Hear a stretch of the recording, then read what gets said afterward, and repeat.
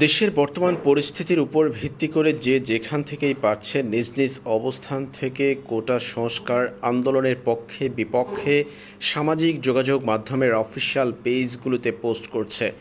কিন্তু বাংলাদেশ ক্রিকেট দলে দেখা গেল ভিন্ন চিত্র। তরুণ তৌহিদ হৃদয় শরীফুল ইসলামরা শুরু করেছিলেন কোটা সংস্কার আন্দোলনকারী ছাত্রদের পক্ষে কথা বলাটা।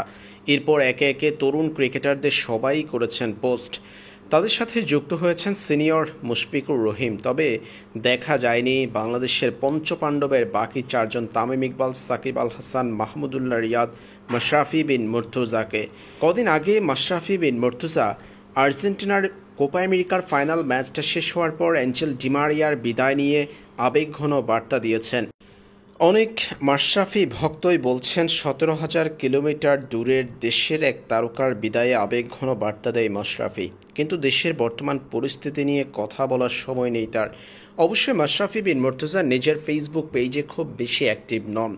তবে সাকিব আল হাসান দুদিন আগেও ওপর এক বিজ্ঞাপন নিয়ে পোস্ট করেছেন নিজের অফিসিয়াল ফেসবুক পেজ। অন্যদিকে তামিম ইকবালের সবশেষ পোস্ট ছিল শেখ হাসিনার চীন সফর নিয়ে।